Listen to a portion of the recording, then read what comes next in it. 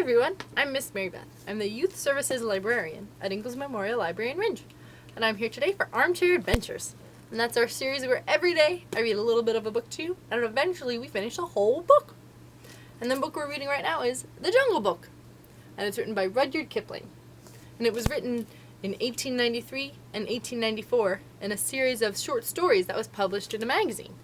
So each of the chapters is kind of a standalone story. Some of them are just separate short stories. The ones we're reading right now are about Mowgli, and he was a boy who was raised from a baby by wolves. So until he was about 10 or 11, and then he decided to leave the tribe of all the animals and go live with the humans. But right now we're reading about his adventures with Baloo, the bear, his teacher, and Bagheera, who's a panther who's his friend. And so he's still a boy, and he's still living in the woods. And in the middle, we finished in the middle of a chapter, and in the chapter, he was taken by the monkey people. The monkeys. They're all different groups of animals in the forest, in the jungle. And the monkeys live on tops of the trees, so the animals like the bears and the wolves don't really bother with the monkeys at all. They don't really like them, actually. And the monkeys think that Mowgli would be a really great addition to their tribe. So they stole him. And where we left off, they were swinging through the trees with Mowgli from the tops of the trees. So Bagheera and Baloo went to Kaa, who's a python. They were just about to go find Kaa to see if Kaa would help them fight the monkeys to get Mowgli back. So that's where we left off. So let's see what happens. So Baloo rubbed his faded brown shoulder against Bagheera, and they went off to look for Kaa, the rock python. They found him stretched out on a warm ledge in the afternoon sun, admiring his beautiful new coat, for he had been in retirement for the last 10 days, changing his skin. And now Kaa was very splendid, darting his big blunt-nosed head back along the ground and twisting the 30 feet of his body into fantastic knots and curves, and licking his lips as he thought of his dinner to come. "He has not eaten," said Baloo, with a grunt of relief. And as soon as he saw the beautifully modeled brown and yellow jacket, "Be careful, Bagheera. He's always a little blind after he has changed his skin, and he's very quick to strike." Kaa was not a poison snake. In fact, he rather despised the poison snakes as cowards.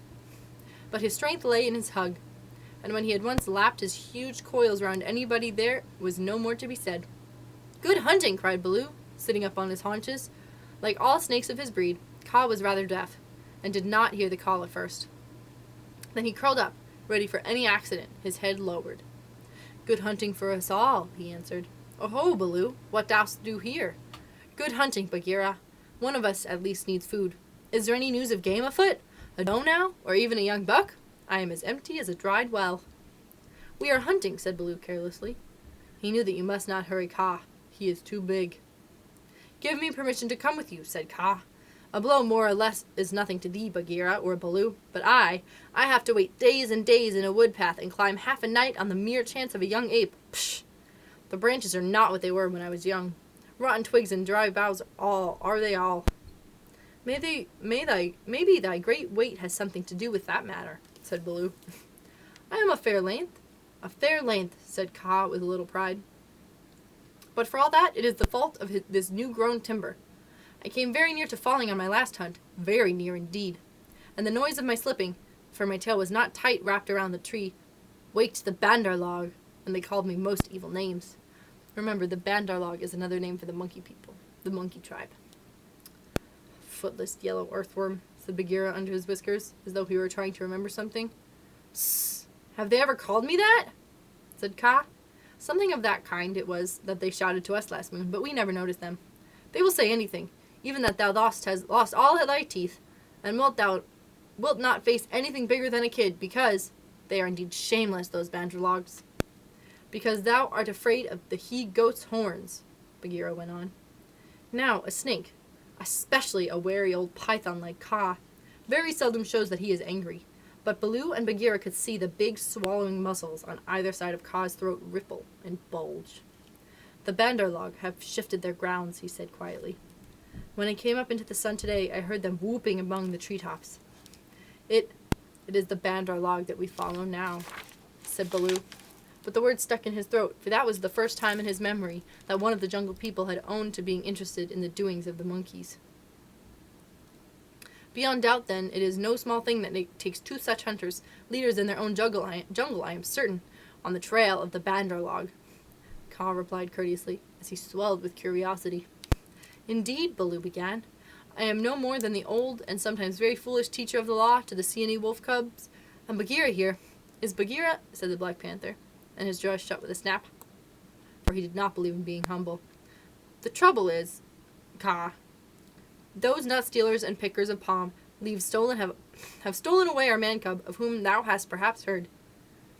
I had heard some news from Sahi, his quills make him presumptuous, of a man-thing that was entered into a wolf pack, but I did not believe it. He is full of stories, that Sahi. His stories are half-heard and very badly told. But it is true, said Baloo. He is such a man-cub as never was, the best and wisest and boldest of man-cubs, my own pupil, who shall make the name of Baloo famous through all the jungles. And besides, we love him, Kaa. Tss, tss, said Kaa, weaving his head to and fro. I have known what love is. There are tales I could tell that need a clear night when we are all well fed to praise properly, said Bagheera quickly. Our man-cub is in the hands of the Bandarlog now, and we know that all of the jungle people, they fear Kaa alone. They fear me alone, said Kaa. They have good reason. Chattering, foolish, vain, foolish, and chattering are those monkeys. But a man-thing in their hands is in no good luck. They grow tired of the nuts they pick, and they throw them down. They carry a branch half a day, meaning to do great things with it, and then they snap it in two. That man-thing is not to be envied. They called me also. Yellowfish, was it? Worm. Earthworm, said Bagheera. That's what they called you. As well as other things which I cannot now say for shame. We must remind them to speak well of their master. Asap! We must help their wandering memories. Now, whither went they with the cub? The jungle alone knows. Toward the sunset, I believe, said Baloo. We had thought that thou wouldst know, Kaa. I? How? I take them when they come my way, but I do not hunt the Bandarlog, or frogs, or green scum in a waterhole for that matter. Sss. Up, up, up! Hello, hello, up! Look up, Baloo, of the Seeonee wolf pack! Baloo looked up to see where the voice came from, and there was Chill the kite, sweeping down with the sun shining on the upturns of his wings. It was near Chill's bedtime, but he had ranged all over the jungle looking for the bear, and had missed him in the thick foliage. What is it? Said Baloo. I have seen Mowgli among the Bandarlog. He bade me tell you. I watched. The Bandarlog have taken him beyond the river to the monkey city, to the cold lairs. They may stay there for a night, or 10 nights, or an hour. I have told the batch to watch through the dark. That is my message. Good hunting, all you below. Full gorge and deep sleep to you, Chill, cried Bagheera. I will remember thee in my next kill, and put aside a head for thee alone. Oh, the best of kite birds! It is nothing, it is nothing. The boy held the master word. I could have done no less. And Chill circled up again to his roost. He has not forgotten to use his tongue, said Baloo with a chuckle of pride.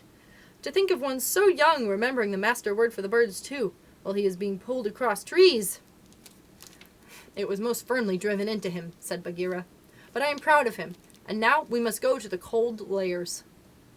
They all knew where that place was, but few of the jungle people ever went there, because what they called the cold lairs was an old deserted city, lost and buried in the jungle, and beasts seldom use a place that men have once used. The wild boar will, but the hunting tribes do not. Besides, the monkeys lived there as much as they could be said to live anywhere, and no self-respecting animal would come within eye-shot of it, except in times of drought, and when the half-turned tanks and reservoirs held a little water. It is half a night's journey, at full speed, said Bagheera, and Baloo looked very serious. I will go as fast as I can, he said anxiously. We dare not wait for thee. Follow, Baloo. We must go on the quick-foot, Kaa and I. Feet or no feet, I can keep abreast of all thy fur, said Kaa shortly. Baloo made one effort to hurry, but he had to sit down panting. And so they left him to come on later, while Bagheera hurried forward at the quick panther canter. Kaa said nothing, but, strive as Bagheera might, the huge rock python held level with him.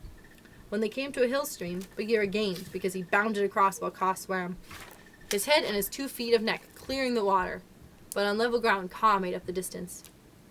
By thy broken lock that freed me, said Bagheera, when twilight had fallen, thou art no slow goer. I am hungry, said Kaa. Besides, they called me Speckled Frog. worm, earthworm, and yellow to boot is what they called you, said Bagheera. All one, let us go on, and Kaa seemed to pour himself along the ground, finding the shortest road with his steady eyes and keeping to it. In the cold lairs, the monkey people were not thinking of Mowgli's friends at all. They had brought the boy to the lost city and were very much pleased with themselves for the time. Mowgli had never seen an Indian city before, and though this was almost a heap of ruins, it seemed very wonderful and splendid. Some king had built it long ago on a little hill. You could still trace the stone causeways that led up to the ruined gates where the last splinters of wood hung to the worn, rusted hinges. Trees had grown into and out of the walls. The battlements were tumbled down and decayed, and wild creepers hung out of the windows of the towers on the walls in big, bushy hanging clumps. A great roofless palace crowned the hill, and the marble of the courtyards and the fountains was split, and stained with red and green. The very cobblestones in the courtyard where the king's elephants used to live had been thrust up and apart by grasses and young trees. From the palace you could see the rows and rows of roofless houses that made up the city looking like empty honeycombs filled with blackness. The shapeless block of stone that had been an idol in the square where 4 roads met. You could see the pits and dimples at street corners where the public wells once stood, and the shattered domes of temples with wild figs sprouting on their sides. The monkeys called the place their city, and pretended to despise the jungle people because they lived in the forest. And yet they never knew what the buildings were made for or how to use them.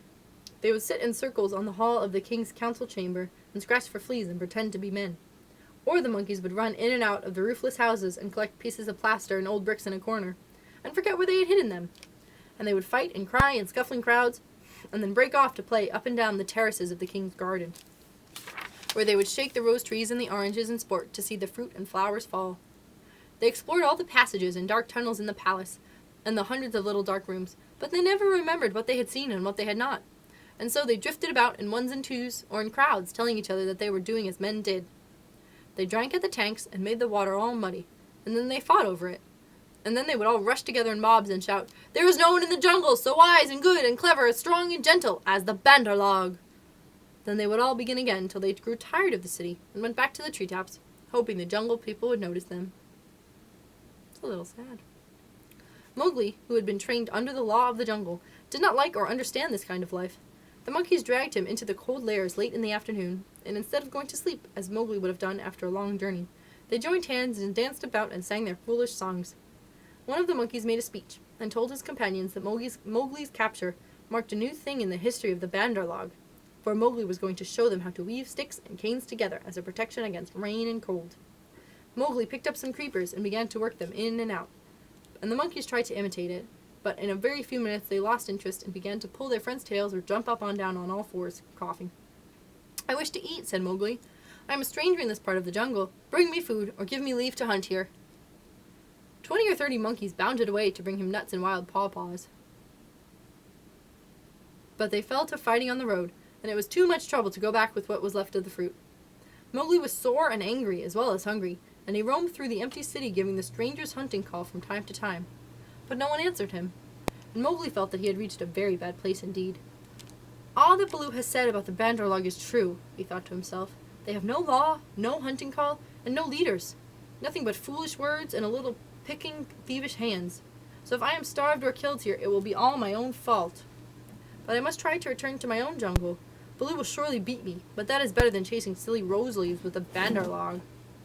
No sooner had he walked into the city than the monkeys pulled him back, telling him that he did not know how happy he was, pinching him to make him grateful. He set his teeth and said nothing, but went with the shouting monkeys to a terrace above the red sandstone reservoirs that were half full of rainwater. There was a ruined summer house of white marble in the center of the terrace, built for queens dead 100 years ago. The domed roof had fallen half in, and blocked up the underground passage from the palace by which the queens used to enter. But the walls were made of screens of marble tracery, the beautiful milk-white fretwork set with agates and carnelians and jasper and lapis lazuli. And as the moon came up behind the hill, it shone through the open work, casting shadows on the ground like black velvet embroidery. Sore, sleepy, and hungry as he was, Mowgli could not help laughing when the Bandar log began, 20 at a time, to tell him how great and wise and strong and gentle they were, and how foolish he was to wish to leave them.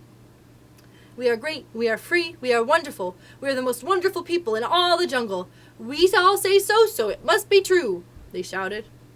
Now, as you are a new listener and can carry our words back to the jungle people so that they may notice us in future, we will tell you all about our most excellent selves.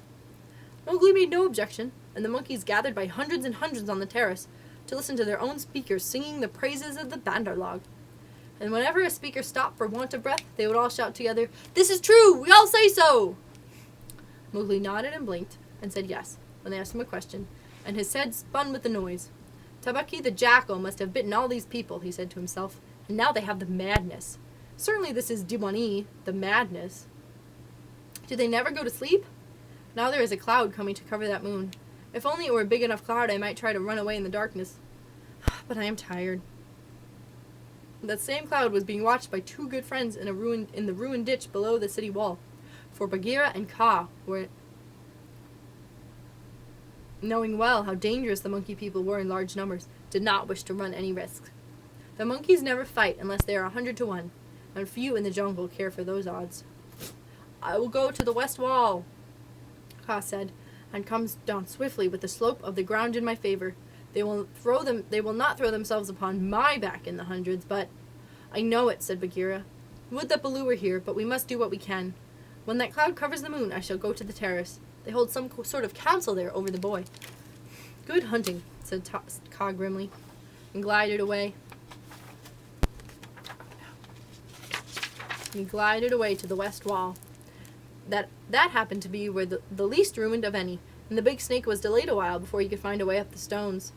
The cloud hid the moon, and as Mowgli wondered what would come next, he heard Bagheera's light feet upon the terrace. The Black Panther had raced up the slope almost without a sound and was striking. He knew better than to waste time inviting, right and left among the monkeys, who were seated round Mowgli in circles 50 and 60 deep. There was a howl of fright and rage, and then, as Bagheera tripped on the rolling, kicking bodies beneath him, a monkey shouted, "There is only one here! Kill him! Kill!" A scuffling mass of monkeys, biting, scratching, tearing, and pulling, closed over Bagheera, while 5 or 6 laid hold of Mowgli, dragged him up the wall of the summer house, and pushed him through the hole of the broken dome. A man-trained boy would have been badly bruised, for the fall was a good 15 feet, but Mowgli fell as Baloo taught him to fall, and he landed on his feet. "Stay there," shouted the monkeys, "till we have killed thy friends, and later we will play with thee, if the poison people leave thee alive." "We be of one blood, ye and I," said Mowgli, quickly giving the snake's call. He could hear rustling and hissing in the rubbish all around him, and gave the call a second time, to make sure. "Even so, down hoods all," said half a dozen low voices. Every ruin in India becomes sooner or later a dwelling place of snakes, and the old summer house was alive with cobras. "Stand still, little brother, for thy feet may do us harm." Mowgli stood as quietly as he could, peering through the open work and listening to the furious din of the fight round the Black Panther, the yells and chatterings and scufflings, and Bagheera's deep, hoarse cough as he backed and bucked and twisted and plunged under the heaps of his enemies. For the first time since he was born, Bagheera was fighting for his life. Baloo must be at hand. Bagheera would not have come alone, Mowgli thought, and then he called aloud, "To the tank, Bagheera! Roll to the water tank! Roll and plunge! Get to the water!" Bagheera heard, and the cry that told him Mowgli was safe gave him new courage. He worked his way desperately, inch by inch, straight for the reservoirs, halting in silence. Then, from the ruined wall nearest the jungle, rose up the tumbling war shout of Baloo. The old bear had done his best, but he could not come before. "Bagheera!" he shouted. "I am here! I climb! I haste! Ohora! The stones slip under my feet! Wait my coming, O infamous Bandarlog!" He panted up the terrace only to disappear to the head in a wave of monkeys. But he threw himself squarely on his haunches, and, spreading out his forepaws, hugged as many as he could, and then began to hit with a regular bat, bat, bat, like the flipping strokes of a paddle wheel. Crash and splash told Mowgli that Bagheera had fought his way to the tank, where the monkeys could not follow. The panther lay gasping for breath, his head just out of the water, while the monkeys stood 3 deep on the red steps, dancing up and down with rage, ready to spring upon him from all sides if he came out to help Baloo. And here's a picture of Baloo fighting off all the monkeys. There's a lot of them, huh?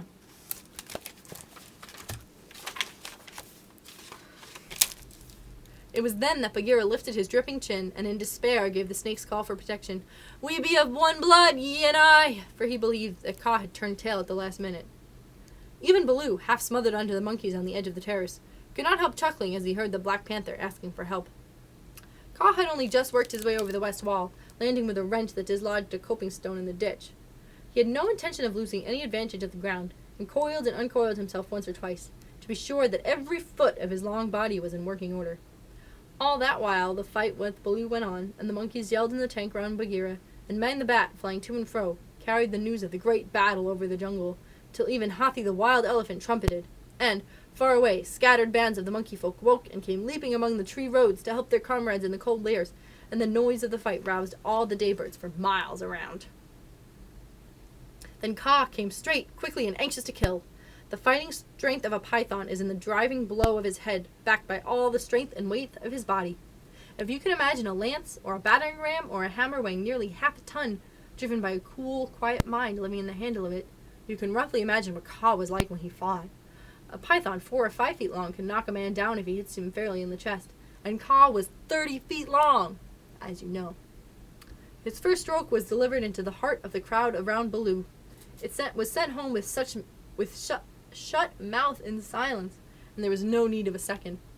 The monkeys scattered with cries of, "Kaa! It is Kaa! Run! Run!" Generations of monkeys had been scared into good behavior by stories their elders told them of Kaa, the night thief, who could slip among the branches as quietly as moss grows, and steal away the strongest monkeys that ever lived.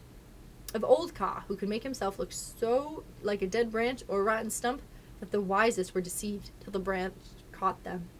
Kaa was everything that the monkeys feared in the jungle, for none of them knew the limits of his power. None of them could look him in the face, and none had ever come alive out of his hug. And so they ran, stammering with terror, to the walls and the roofs of the houses, and Baloo drew a deep breath of relief. His fur was much thicker than Bagheera's, but he had suffered sorely in the fight. Then Kaa opened his mouth for the first time and spoke one long hissing word, and the faraway monkeys, hurrying to the fence of the cold lairs, stayed where they were, cowering till the loaded branches bent and cracked under them. The monkeys on the walls and the empty houses stopped their cries, and in the stillness that fell upon the city, Mowgli heard Bagheera shaking his wet sides as he came up from the tank. Then the clamor broke out again. The monkeys leaped higher up the walls. They clung round the necks of the big stone idols and shrieked as they skipped along the battlements, while Mowgli, dancing in the summer house, put his eyes to the screenwork and hooted old owl fashion between his front teeth to show his derision and contempt. "Get the man-cub out of that trap! I can do more! Oh, I can do no more!" Bagheera gasped. "Let us take the man-cub and go. They may attack again." "They will not move till I order them. Stay you so!" Kaa hissed, and the city was silent once more. "I could not come before, brother, but I think I heard thee call." This was to Bagheera. I may have cried out in battle," Bagheera answered. "Baloo, art thou hurt?" "I am not sure that they did not pull me into 100 little bearlings," said Baloo, gravely shaking one leg after the other. "Wow, I am sore. Kaa, we owe thee, I think, our lives, Bagheera and I." "No matter," said Kaa. "Where is the manling?" "Here, in a trap. I cannot climb out," cried Mowgli. The curve of the broken dome was above his head. "Take him away. He dances like More the Peacock. He will crush our young," said the cobras inside. "Ha!" said Kaa with a chuckle. "He has friends everywhere, this manling. Stand back, manling, and hide you, O poison people. I break down the wall." Kaa looked carefully around till he found a discolored crack in the marble tracery showing a weak spot. He made 2 or 3 light taps with his head to get the distance, and then lifting up some 6 feet of his body clear off the ground, he sent home 6 full-power smashing blows, nose first. The screenwork broke and fell away in a cloud of dust and rubbish, and Mowgli leaped through the opening and flung himself between Baloo and Bagheera, an arm around each neck. "Art thou hurt?" said Baloo, hugging him softly. "I am sore, hungry, and not a little bruised. But oh, they have handled me grievously, my brothers. Ye bleed." "Others also," said Bagheera, licking his lips and looking at the monkey dead on the terrace and round the tank. It is nothing, if thou art safe. Oh, my pride of all little frogs," whimpered Baloo. "Of that we shall judge later," said Bagheera, in a dry voice that Mowgli did not at all like. "But here is Kaa, to whom we owe the battle, and thou owest thy life. Thank him according to our customs, Mowgli." Mowgli turned and saw the great python head swaying a foot above his own. "So this is the manling," said Kaa. "Very soft is his skin, and he is not unlike the bandar log. Have a care, manling, that I do not mistake thee for a monkey some twilight when I have newly changed my coat." "We be of one blood, thou and I," Mowgli answered. "I take my life from thee tonight. My kill shall be thy kill if thou art ever hungry, O Kaa." "All thanks, little brother," said Kaa, though his eyes twinkled. "And what may be so bold the hunter kill? I ask that I may follow when next he goes abroad. I kill nothing. I am too little. But I drive goats towards such as can use them. When thou art empty, come to me, and see if I speak the truth. I have some kill in these." He held out his hands. "And if ever thou art in a trap, I may pay the debt which I owe to thee, to Bagheera, and to Baloo here. good hunting to ye all, my masters." "Well said," growled Baloo, for Mowgli had returned thanks very prettily. The python dropped his head lightly for a minute on Mowgli's shoulder. "A brave heart and a courteous tongue," he said. "They shall carry thee far through the jungle, manling. Now go hence quickly with thy friends. Go and sleep, for the moon sets, and what follows it is not well that thou shouldst see." The moon was sinking behind the hills, and the lines of trembling monkeys huddled together on the walls and battlements looked like ragged, shaky fringes of things. Baloo went down to the tank for a drink, and Bagheera began to put his fur in order, as Kaa glided out onto the center of the terrace and brought his jaws together with a ringing snap that drew all the monkeys' eyes upon him. "The moon sets," he said. "Is there yet light enough to see?" From the walls came a moan like the wind in the treetops. "We see, O Kaa." "Good. Begins now the dance of the hunger of Kaa. Sit still and watch." He turned twice or thrice in a big circle, waving his head from right to left, then began making loops and figures of 8 with his body, and soft, oozy triangles that melted into squares and 5-sided figures, and coiled mounds, never resting, never hurrying, and never stopping his low, humming song. It grew darker and darker, till at last the dragging, shifting coils disappeared, but they could hear the rustle of the scales. Baloo and Bagheera stood as still as stone, growling in their throats, their neck hair bristling, and Mowgli watched, and he wondered. "Bandar log," said the voice of Kaa at last, "can ye stir foot or hand without my order? Speak!" "Without thy order we cannot stir foot or hand, O Kaa." "Good! Come all one pace nearer to me." The lines of monkeys swayed forward helplessly, and Baloo and Bagheera took one stiff step forward with them. "Nearer!" hissed Kaa, and they all moved again. Mowgli laid his hands on Baloo and Bagheera to get them away, and the two great beasts started as though they had awaked from a dream. "Keep thy hands on my shoulder," Bagheera whispered. "Keep it there, or I must go back to Kaa." "Ah!" "It is only old Kaa making circles on the dust," said Mowgli. "Let us go." And the three slipped off through the gap in the walls to the jungle. "Woof!" said Baloo, when he stood under the still trees again. "Never more will I make an ally of Kaa." He shook himself all over. "He knows more than we," said Bagheera, trembling. "In a little time, had I stayed, I would have walked down his throat." "Many will walk by that road before the moon rises again.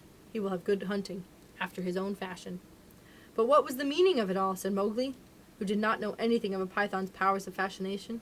"I saw no more than a big snake making foolish circles till the dark came, and his nose was all sore." "Mowgli," said Bagheera angrily, "his nose was sore on thy account, as my ears and sides and paws and Baloo's neck and shoulders are bitten on thy account. Neither Baloo nor Bagheera will be able to hunt with pleasure for many days." It is nothing, if thou art safe. Oh my again," said Baloo. "True, but he has cost us heavily in time which might have spent good hunting, in wounds and hair. I am half plucked along my back, and last of all in honor. For remember, Mowgli, I, who am the Black Panther, was forced to call upon Kaa for protection, and Baloo and I were both made stupid as little birds by the hunger dance. All this, man cub, came of thy playing with the Bandar log." "True, it is true," said Mowgli sorrowfully. "I am an evil man cub, and my stomach is sad in me." "Oof! What says the law of the jungle?" said Baloo.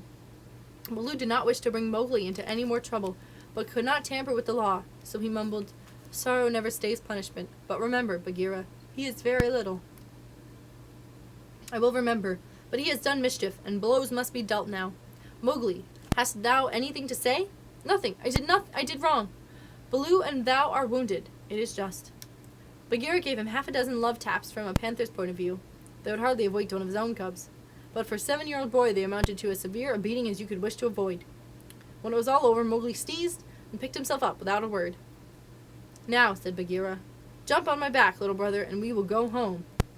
One of the beauties of jungle law is that punishment settles all scores. There is no nagging afterward. Mowgli laid his head on Bagheera's back and slept so deeply that he never even waked when he was put down in the home cave. The end. That's the end of that chapter. I'm really glad Kaa and Baloo and Bagheera could save Mowgli. Thank goodness for that. Thanks for reading about Mowgli's adventures with me.